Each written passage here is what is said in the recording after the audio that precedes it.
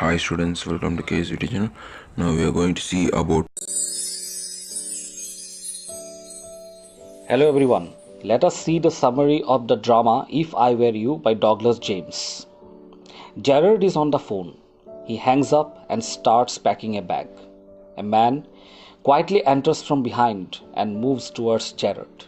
The intruder accidentally hits the table, causing Gerard to turn. Gerard greets the intruder pleasantly. The intruder, however, threatens Gerard. He also wants to know a few things about Gerard.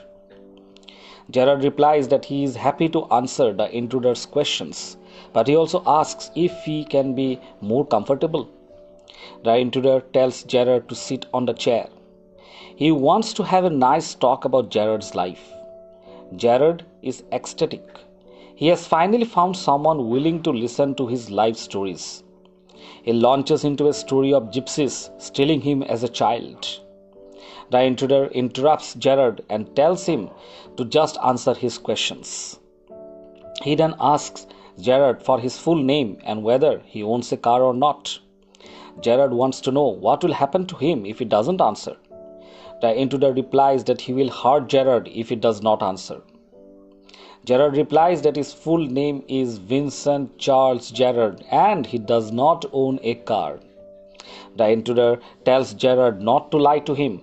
He knows that Gerard keeps a car. He can also hurt Gerard without killing him. He then wants to know if Gerard receives frequent visitors. Gerard answers that other than a few delivery people, he very rarely receives visitors.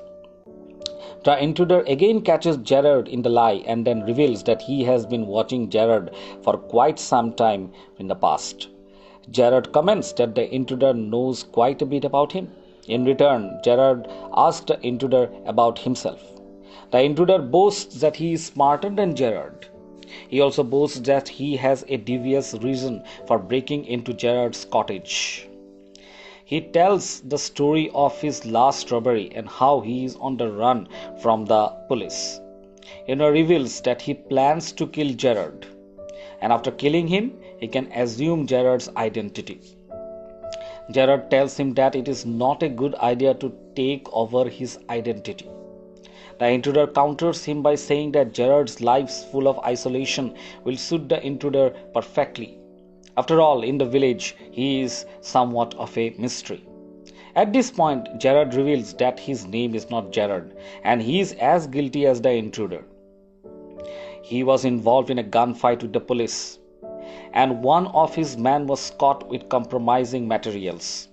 The police knew where he was and were on their way to the cottage. In fact, he was about to run when the intruder entered his cottage. Gerard now asks the intruder to check his bag, which contains clothes for disguise and his gun also.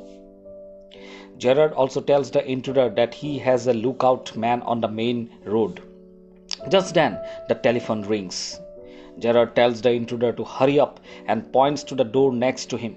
The intruder says that he does not believe Gerard's story. Gerard tells him to check it out for himself. The intruder opens the door. As he leans in, Gerard pushes him inside the door and knocks the revolver from his hand. The door leads to a cupboard. Gerard slams the door shut and locks in the intruder, and he picks up the revolver. Holding the revolver, Gerard answers the telephone. He then calls and asks the caller to find out the sergeant and to send him to the cottage. So, through his presence of mind, Gerard manages to save himself from the intruder.